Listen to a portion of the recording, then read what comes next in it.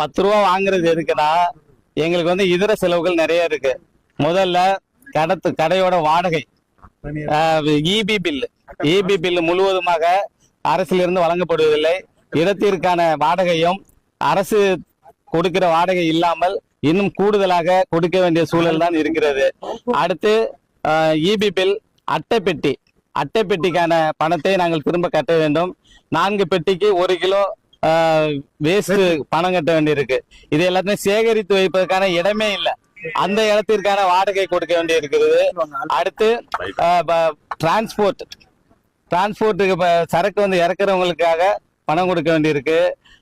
அடுத்து பைபேக் பாட்டில் திரும்ப பெறுவதற்கான அந்த இடத்தை ஒரு நாளைக்கு குறைந்தது 1000-1500 பாட்டில்களை சேகரித்து வைப்பதற்கான இடம் வேண்டும். அதுவும் பாட்டில் எடுக்கிறது 2 நாட்கள் 3 நாட்கள் ஒரு முறைதான் ஒப்பந்ததாரர்கள் எடுக்க வருகிறார்கள். அதை சேமிப்பதற்கான இடவசதி கிடையாது. அதற்கான இடத்திற்கான வாடகையும் நாங்களே கொடுத்து கொண்டிருக்கிறோம். இதெல்லாம் எப்படி கொடுக்க முடியும்? பாட்டில் வாங்குவதற்கு ஆள் கிடையாது. கடையில் உள்ள கடையில வந்து ஸ்கேன் பண்ண வேண்டியிருக்கு, ஸ்டிக்கர் ஒட்ட வேண்டியிருக்கு. ஏற்கனவே ஆள் பற்றாக்குறை இருக்கிறதுனால பாட்டில் திரும்ப பெறுவதற்கு வெளியாட்களை வைத்துதான் வாங்க வேண்டியிருக்கு. அவர்களுக்கு தினம் ஒருவருக்கு சராசரி சம்பளம் 1000 ரூபாயிலிருந்து 1500 ரூபாய் கொடுத்தால்தான் வேலைக்கே வருகிறார்கள். இவ்வளவு சிரமத்திலும் நாங்க இந்த இதை நடத்திட்டு தான் இருக்கோம். அரசாங்கம் ஏத்துக்கிட்டாங்க. இது எல்லா செலவும் முழு செலவும் அவங்க ஏத்துக்கிட்டோம். நாங்க எம்ஆர்பி மட்டும் நாங்க வைத்து விற்க தயாராக இருக்கிறோம். அதே மாதிரி ஒரு சராசரி மனிதனின் சம்பளம் எவ்வளவு என்பதை அரசு கணக்கிட்டு அந்த சம்பளத்தை எங்களுக்கு வழங்க வேண்டும். 23 ஆண்டுகளாக பணிபுரிந்து கொண்டிருக்கிறோம்.